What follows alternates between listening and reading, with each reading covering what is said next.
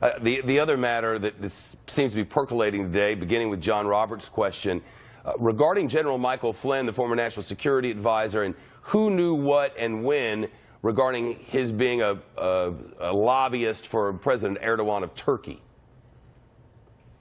Yeah, it was interesting to watch Sean Spicer. He was trying to deflect this into a question of what the lawyer should have told him and that he was giving him the best legal advice and it was up to Flynn's lawyer. That precisely misses the point, and I suspect Sean knew that it missed the point, but he just didn't want to answer, because the real point is that let's assume that they didn't know that Michael Flynn was working as a foreign agent for Turkey at the time that he was, in effect, the top security advisor to the president during the campaign. Let's assume they didn't know it until the transition. Wouldn't you think, I mean, to me it seems inconceivable. I know that Sean said it. It seems inconceivable that it wouldn't percolate up the transition chain and somebody would have said, Donald Trump, the new president-elect, hey, did you know that Mike Flynn was working as a foreign agent?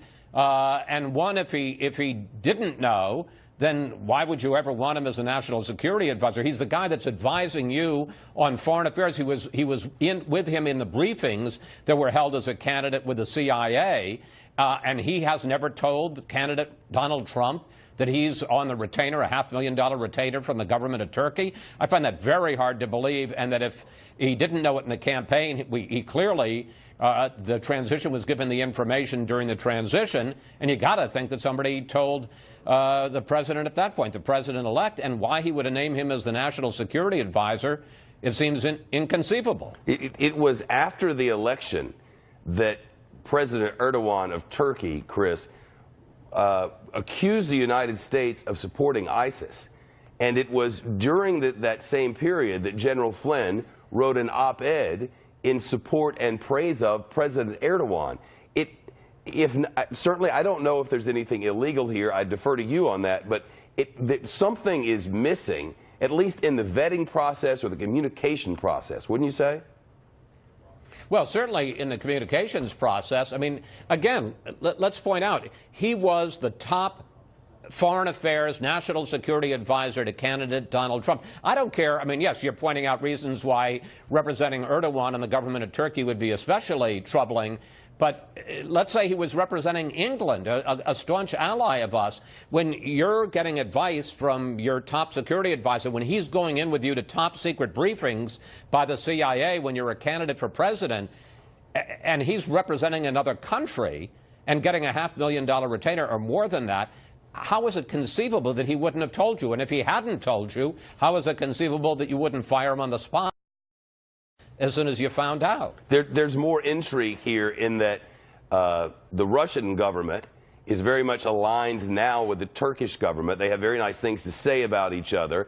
And it was Michael Flynn who had conversations with the Russians that was the stated reason at the time for what was then called the asking of his resignation. And with all of these different concerns within this White House, the people who are now, or were at least, close to the president, questions about Russia continue to come up.